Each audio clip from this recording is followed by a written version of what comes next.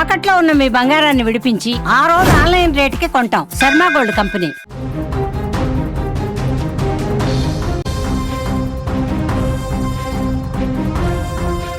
కన్నబిడ్డను అల్లారు ముద్దుగా పెంచుకున్నటువంటి ఆ తండ్రికి కడుపు కోతే మిగిలింది. కళ్ళ ముందే తిరుగుతూ నవ్వుతూ ఉండవలసినటువంటి కూతురు చేతికొచ్చిన ఆ కూతురు ఇవాళ కసాయివాడి చేతిలో ముక్కలు ముక్కలై ఆచేతనంగా పడి ఉండడం చూసి ఆ గుండె తల్లడిల్లిపోతుంది. విశాఖపట్నంలో గాజువాకలో మౌనిక హత్య కేసులో నిందితుడు రవీంద్ర చేసిన ఘాతుకం ఒకెత్తైతే ఆ తర్వాత మౌనిక తండ్రి పడుతున్న వేదన ప్రతి ఒక్కరిని కంటతడి పెట్టిస్తోంది. నా బిడ్డను చంపిన వాడికి శిక్ష పడే వరకు విశ్రమించను అంటూ ఆయన పోలీసుల ముందు మొర పెట్టుకుంటున్నటువంటి తీరు అందరినీ కలిచివేస్తోంది. మౌనిక హత్య కేసులో నిందితుడు రవీంద్ర పోలీసులకు లొంగిపోయిన తర్వాత బాధితురాలి తండ్రి తన ఆవేదనను వ్యక్తం చేశాడు. రవీంద్ర తన కూతురుని నమ్మించి అపార్ట్మెంట్కు పిలిచి గొంతు నులిమి చంపి అత్యంత దారుణంగా మృతదేహాన్ని ముక్కలు ముక్కలుగా చేసి ఫ్రిడ్జ్లో పెట్టినటువంటి విధానం విని ఆ తండ్రి తట్టుకోలేకపోయాడు. స్టేషన్ మెట్లెక్కిన ఆ వృద్ధుడు పోలీసు అధికారుల కాళ్ళు పట్టుకొని, సార్ నా బిడ్డకు న్యాయం చేయండి అంటూ బోరున విలపించాడు. నిందితుడు రవీంద్ర పరమ కిరాతకుడని, అతడికి ఎట్టి పరిస్థితుల్లో బెయిల్ ఇవ్వొద్దని కూడా వేడుకున్నాడు. ఒకవేళ వాడు బయటకు వస్తే సాక్ష్యాలను నాశనం చేయడమే కాకుండా తనను కూడా చంపేస్తాడని ఆ తండ్రి ఆందోళన వ్యక్తం చేశాడు.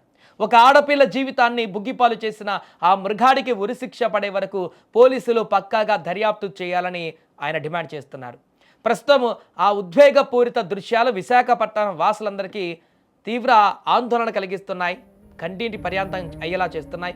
నిన్న ఆల్రెడీ దర్యాప్తులో భాగంగా మౌనిక తల మిస్ అయినటువంటి ప్రాంతం ఎక్కడైతే ఇంట్లో మాత్రము 2 భాగాలుగా మౌనిక మృతదేహాన్ని 2 భాగాలుగా ముక్కలు ముక్కలు చేసి ఫ్రిడ్జ్లో పెట్టినటువంటి భాగాలు మాత్రమే ఉన్నాయి. తల అదేవిధంగా మౌనిక మొబైల్తో పాటు కొన్ని ఐటమ్స్ మిస్ అయినటువంటి ప్రాంతం వేరే దగ్గరికి తీసుకువెళ్ళి దాన్ని దహనం చేసినటువంటి ప్రాంతం తోట దగ్గరికి పోలీసులు సీన్ రీకన్స్ట్రక్షన్లో భాగంగా రవీంద్రని అక్కడికి తీసుకువెళ్ళి మౌనిక తలను ఎక్కడైతే ఆ దుర్మార్గుడు కాలబెట్టాడో ఆ కాలబెట్టినటువంటి ప్రాంతానికి తీసుకువెళ్ళి అక్కడ సీన్ రీకన్స్ట్రక్షన్ చేసి మరలా పోలీసులు వెనక్కి తీసుకువెళ్ళినటువంటి పరిస్థితిని మనం చూసాం. ఈ నేపథ్యంలో అపార్ట్మెంట్కి కూడా తీసుకువెళ్లారు. అక్కడ ఆ యొక్క మౌనిక బంధువులు కానీ తండ్రి కానీ అక్కడ రవీంద్రని తీసుకువచ్చినటువంటి సందర్భంలో తీవ్ర ఆగ్రహానికి గురయ్యారు. ఖచ్చితంగా అతన్ని శిక్షించాలంటూ కూడా అక్కడ అపార్ట్మెంట్లో ఉన్నటువంటి మరికొంతమంది కూడా తీవ్ర ఆగ్రహాన్ని వ్యక్తం చేశారు. ఏదేమైనా కూడా అసలు గుర్తుపట్టలేనటువంటి విధంగా ఆమె రూపమే లేకుండా మౌనిక రూపమే లేకుండా ముక్కలు ముక్కలుగా చేసి అసలు ఆమెకు పూర్తిగా మృతదేహాన్నే గుర్తుపట్టలేనటువంటి విధంగా తునాతునకలు చేసినటువంటి ఆ వ్యక్తిని కఠినంగా శిక్షించాలంటూ ఆ తండ్రి వేడుకుంటున్నటువంటి పరిస్థితి ఇప్పుడు అక్కడున్న వాళ్ళందరినీ కూడా చెలింపజేస్తుంది.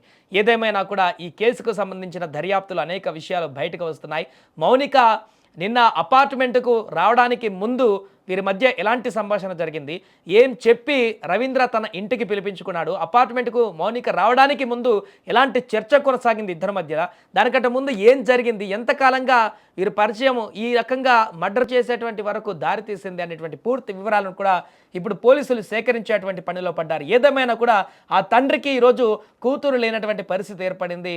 కూతురు లేకపోవడమే కాదు, తన కూతురుని ఇంత అత్యంత దారుణంగా పైశాచికంగా ఏ తండ్రి కూడా భరించలేడు.